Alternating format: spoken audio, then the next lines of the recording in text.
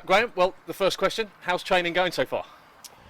Really well from my perspective. I think we've worked the players exceptionally hard. We want to test out their physical capabilities and obviously improve their fitness because they've had a good break. So, but they've had an off-season programme to follow, and that's about topping that up and get some tactical ideas into their heads about how we want to play this season.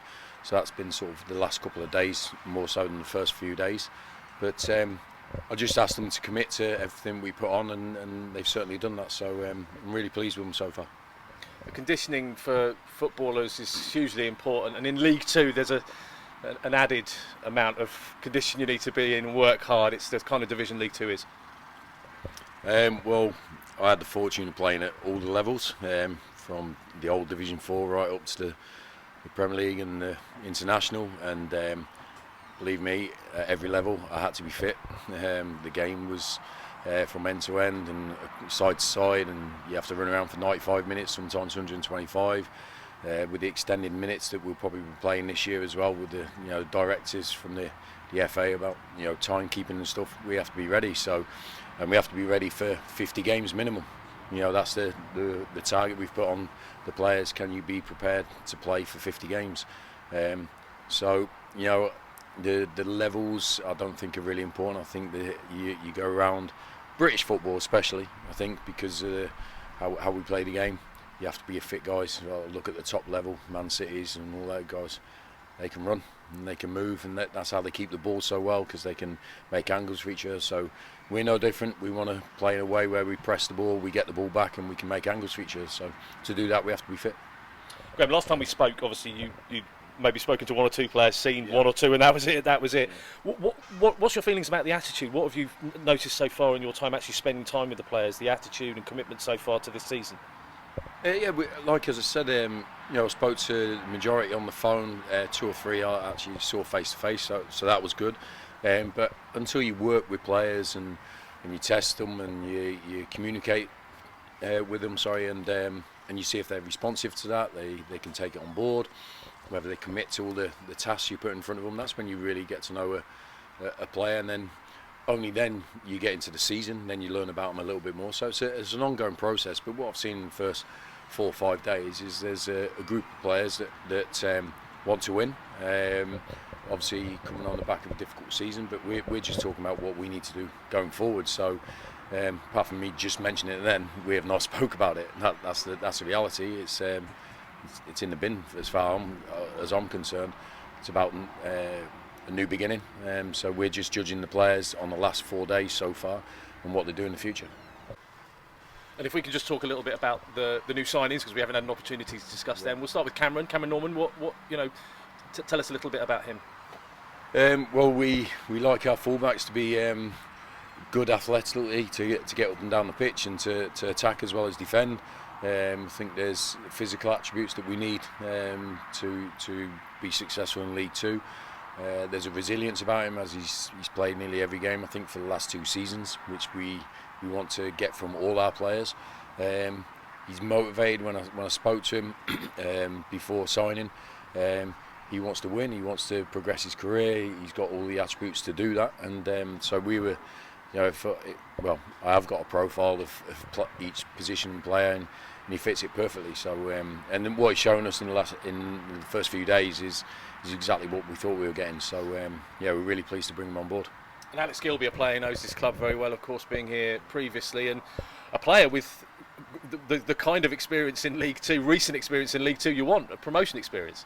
Yeah, it was something that I haven't got to describe Alex Gilbie to the MK Dons fans. They know him better than me probably. So, but we wanted to bring in a winning mentality and leadership skills, and looking for captains and leaders and promotion winners, and he's just done that. He's done it before with our club as well. So I think once you achieve that as a player, I think it gives you a thirst for more. I think it's great to have, and when we go, you get to the big games or the crunch games or little periods in the season where it's really difficult and you're not playing as well. These guys have been through it before, and they can help you as a coaching staff, settle the players down, keep them motivated, keep them concentrated on what's the long-term objective. So, but he's come here. He doesn't want to be in any comfort zone. He wants to win again. He wants to win for this club. So it was a no-brainer for me to bring him in. So it was the hardest first session or first couple of sessions he's had so far. So there we go. He's exaggerating. There's a lot harder sessions coming up. Don't worry about that. And the goalkeeper situation, obviously, with the goalkeeper leaving, Jamie leaving, and going back to his parent club. You needed to bring in a couple of goalkeepers with Nathan and Craig. Was that something you identified quite early on?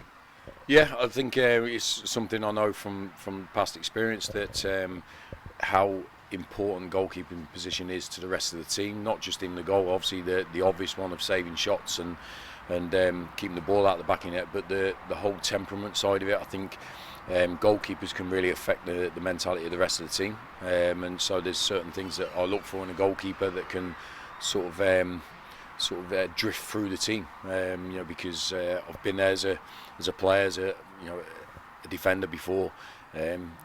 The more trust you have in the goalkeeper behind you, the actually better it makes you as a player. So we felt we had to bring in two goalkeepers to compete with each other. It was a fresh start for everybody. So I know Nathan and Craig know each other from their Charlton days, but I had no sort of thinking in my mind. I didn't want to miss out on one good goalkeeper because of that aspect. I think I saw two good goalkeepers and we could get them both. So I thought it was a no-brainer to do that. So we've got to instigate and sort of freshen up that challenge between each other, and it's a fight between them to get the number 1 jersey on game one. See, there are one or two players, I think five players maybe, whose contracts run out today. What's the situation with Tenai, Sully? What going forward? Are they going to sign new contracts? Have they been offered new contracts? I've spoke personally to Tenai and Sully about going forward. We've obviously brought in Cameron Norman as a right back, but I've still got open communication with Tenai, Sully as well. The club did make them offers maybe 4 or 5 weeks ago, actually before I came in, but I didn't want to wait around too long to get players in, so we've gone ahead with our signings. I've still got an open mind with that, with those two guys in particular, but there's a bit of, I think they have to see what their future is as well, because at the end of the day they have the choice, but they're two good players. If they came back, it would be an interest to me, but I can't sit around and wait. I need to move on with what we have to do as a club. Presumably you're still looking at players to bring into the football club between the start of the season. Yeah, 100%. I think what we've tried to do is bring in players that we knew we had to bring in positions and sort of profiles. But on the rest, I wanted to have a little pause in our recruitment sort of thing to assess what we have in the building. I don't want to sign players and then realise actually we've got good players in that position, and I've just complicated the issue. So I wanted to give the players that we had, because we'd started pre-season, well actually we've got maybe a week, 10 days, 2 weeks for you to show us what you can do. It's an open field, and then we'll sort of push up the recruitment if we need to. If we don't, I think we've got a good enough team as it stands. But we're always aware of what's available. That won't stop until the window stops. But I can't put a time frame on when we're looking to bring players in, because I want to give these guys the opportunity first. And just finally from me, I noticed right at the end of training there you were in conversation with Dean Lewington, and even before coming here I'd imagine you realised the importance of Dean Lewington at this football club and his history, etc.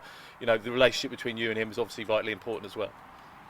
My relationship with all my players is really important to me. I think every player that we have is important to us. Obviously Dean has a fantastic, like you say, history. I'm more concerned about our future and his future. I want him to be a part of our future, so that's what we were just discussing there. It was a tactical aspect about what we're saying, because we're putting building blocks in place, but we're not covering everything in the first few days, and he was just asking me about a progression.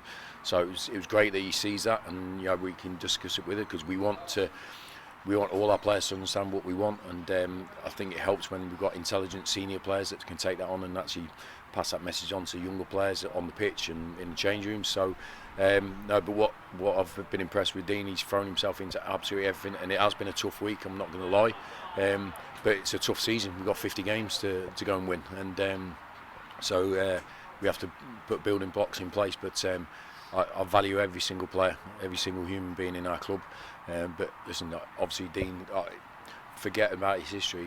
He's a consummate professional. He's a very good player.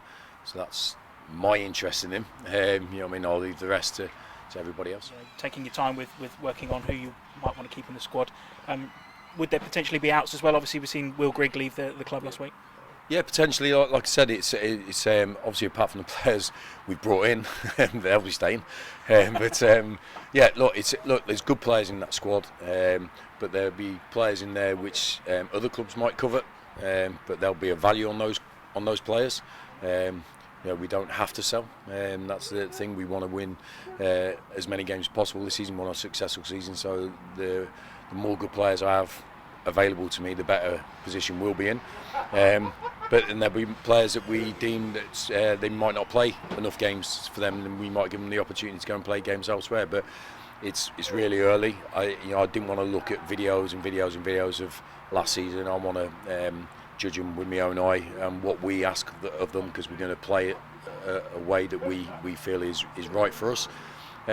So it's I haven't made decisions on any players at the moment, because it's been relatively early, and it's been based around the fitness work more than the tactical side so far.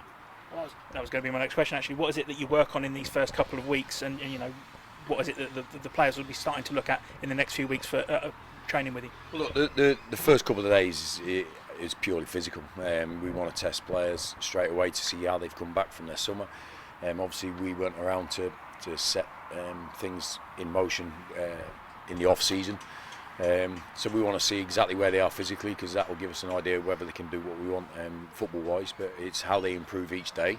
But the tactical work, we've got 6 weeks to get as much into them as possible. So we, after a couple of days, we started just real basic stuff, you know, on team shape and stuff like that. But I think it's important, it's little and often, it goes in for longer periods rather than one big brain dump.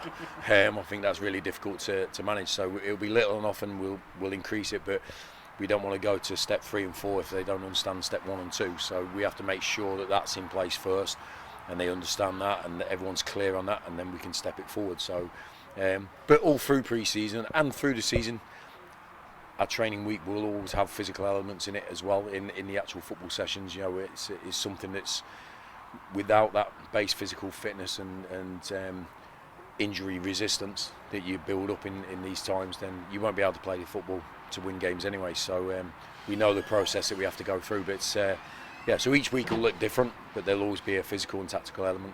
I mean, there's, you know, at this time of year, everyone said, "Oh, you must be really excited to get back into the games." But I suppose, given that you've worked with the team for the best part of a week, you probably don't want those games to come quite yet.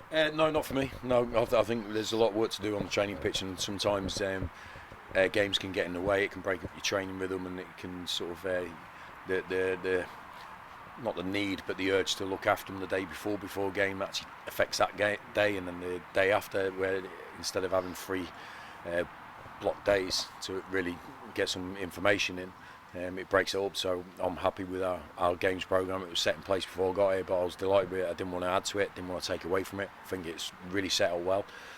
So when we get to that first game, we want to see an identity forming, not complete, but an identity forming how we want to do things. So 100%, having a game this week would have bugged me, and I'd have probably knocked it on the head. So yeah, we don't want to disappoint other clubs, you know, by arranging fixtures and taking it away. So I'm glad that we've got this first couple of weeks, few weeks to work with the players solely. We just had an 11v11 bounce game, so everyone gets the opportunity to play. We can see everybody, and it's the same. And sometimes you can actually control the tempo of that game better through conditions and stuff. And sometimes pre-season friendlies can run a bit flat and go slow, and you actually want the tempo higher. So we can control it better here. And finally, you mentioned in one of your previous interviews that you felt like you've been sat behind a desk for the last 3 or 4 weeks. How happy are you now to be, you know, back out on the grass doing what you do? Yeah, this is where I need to be. You know, I think I don't want to be a CEO or a sporting director or one of those guys. I want to be a coach. I want to be out on the grass. I know it's part of my job, and I understand it, and it does help me prepare for that. So it was valuable time because I got to know all the backroom staff at the club and stuff like that, and actually have the plans in place. But I was looking forward to day one and actually getting on the grass with the players. When I come up to the training ground, saw the line, saw the groundsman preparing the pitch, which is great for us. That's when I got really excited, and so I'm sure in a couple of weeks' time I'll be looking forward to the games. But yeah, the grass is where I belong.